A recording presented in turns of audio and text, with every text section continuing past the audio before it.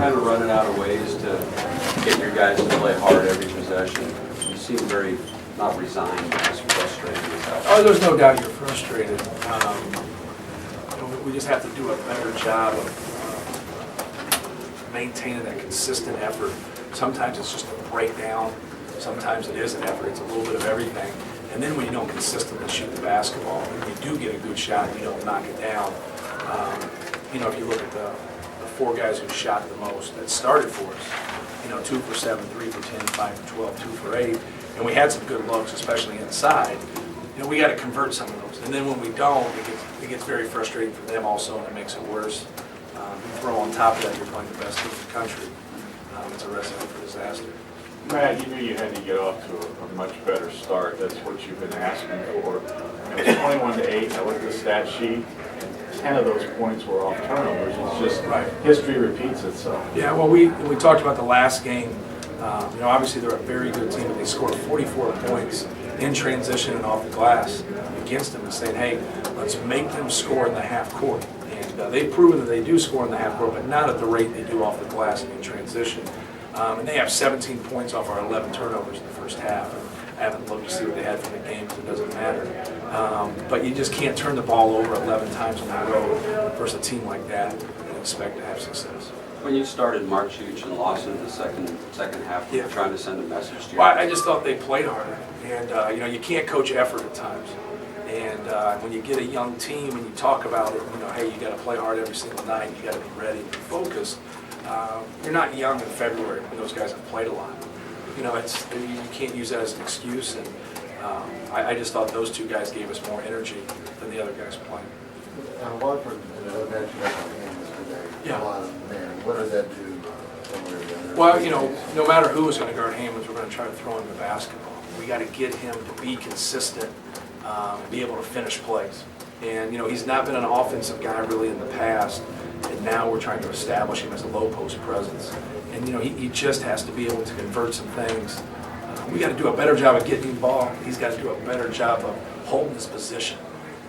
But no, they did a good job. They were going to use Cody to come over and double him a little bit and block his shot. But we got to do a better job of helping him, and he's got to do a better job of being ready to play. Yeah, he didn't score until I think it was 13-25 left or something. Yeah. Well, that's what I talked about in the first game. He scored a lot of points against Indiana after the game was, score when it counts. And we need him to start games and be able to establish that low post presence. Matt, what makes Indiana so much better this year than in the past year? Well, they've been good. We have better players now. That helps. The thing that they're better this year is they're a good defensive team. They weren't a good defensive team before. They do different things. They mix defenses, whatever. A lot of times when you mix up a bunch of defenses, you never get good at one thing. I think he's been really smart in sticking with this man-to-man. Oladipo's a difference maker because you can put him on a lot of different people. But across the board, they're just a better defensive team. And then obviously you could argue they're the best offensive team in the country. It's a pretty good mix. Is this the most frustrated you've ever been with any team during your tenure? Yes. Yeah, no doubt about it, because we have the talent. We don't have the toughness, and we got to get guys that'll live in the gym. And you can get upset when people beat you, or you can learn from them. That's what I just told our guys. And I just said there's a lot to learn from Christian Watford and Jordan Hulls in their senior class. All right, because they could have ran, they could have transferred, they could have done a lot of different things besides staying and working. And that's what they did. Obviously, they added good pieces. They added Zeller and they added Yogi. But they have worked very hard. That ball's not going in by magic. Christian Watford has had to put in just numerous hours because his ball wasn't going in like that when he arrived on campus. And he gets into those kill spots on the wing, and it's almost automatic. Jordan Hulls works out 2 to 3 times a day. And then, Sheehy, obviously, if you look at percentages, Sheehy has the worst percentages. He goes 9 for 9 today. But you can just tell they've held each other accountable, and they've put in a lot of time. And, we have to be able to do that. We had one of the best basketball cultures in the country because of our leadership and our guys and their work ethic.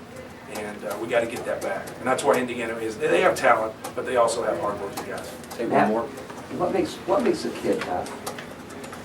I think it's the passion of meaning something to him. No matter if if it's a pickup game or it's practice or You know, no matter when you play, winning right there, kind of having that pinpoint responsibility of going against a guy in front of him and getting the best of him. And just, you know, and over time, constantly doing that and constantly competing. Because you can sit around and talk about the schematic advantages or design or what you want to do, but if you don't play hard, it doesn't matter. And so just a guy that has passion for the game, that plays hard, that'll embrace the physicality of the game. But more than anything, you know, it's more of a mental side of I'm not going to let this guy do what he wants to do.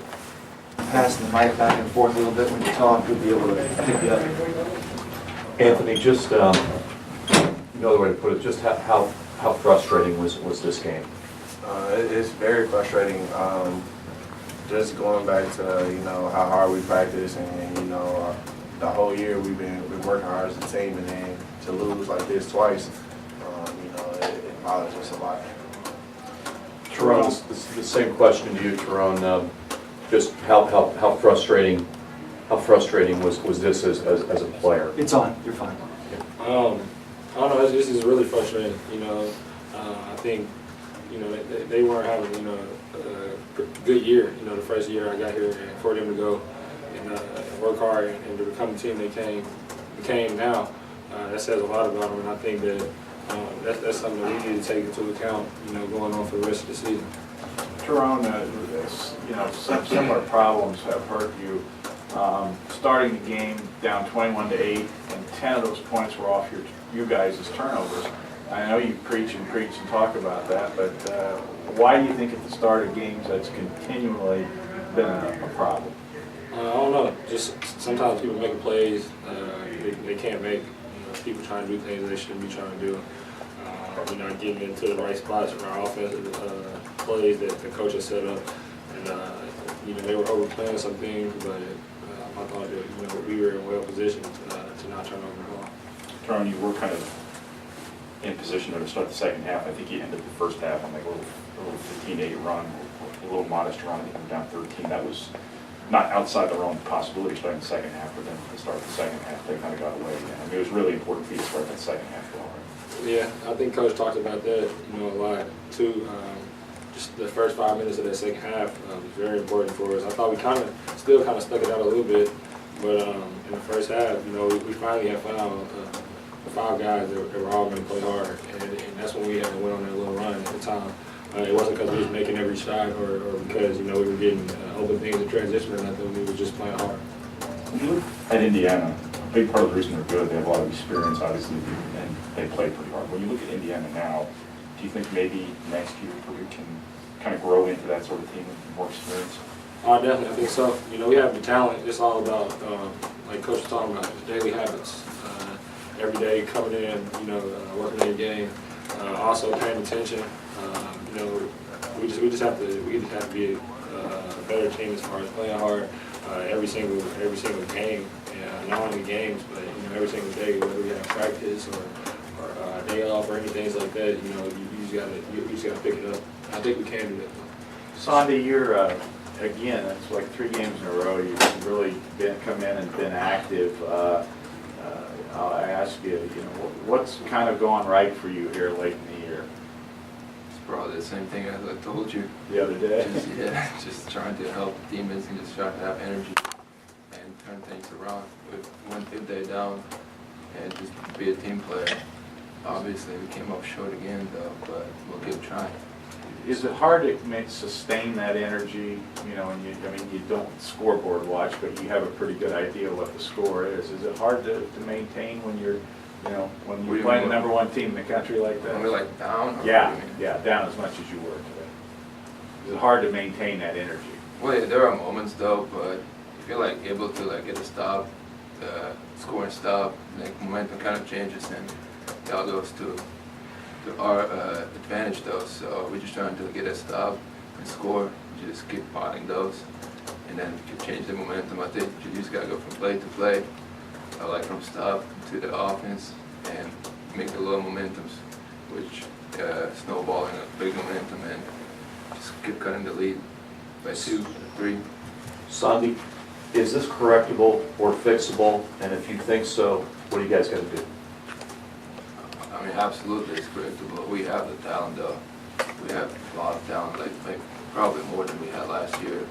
All around, it just sticking together the whole 40 minutes. I think we had like, if we proved today too, we had good momentum, some good runs though. I think we can play. They're obviously number one team in the nation, and we had our runs.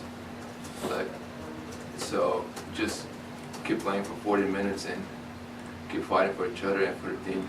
I think all the key is just to keep playing 40 minutes, not like just 2-3 minute stretches, but the whole game. Take one more for Toronto, they obviously did some different things on Havens this time. They sort of bracketed them with both of their bigs a lot of the time. Was it them kind of taking him away, or was there anything he didn't do, or you guys collectively as an offense didn't do to get him going? I think that was our focus point to kind of go to him from the beginning of the game. They came with some newer teams, but at first they really didn't. He wasn't really being really aggressive, at the beginning of the game, and that's something that he has to try to do on a daily basis, every single game, I think. And he just got to come to play hard, from the beginning. He shouldn't need anyone to tell him, and that's all around the board on our team, though. I feel like that's at least one person every game. That's happened, but that was definitely a focal point for us. And once we got inside, once he did score a couple of baskets, they start coming with the double team, made it a lot easier for us on offense. Thank you. Thanks for that.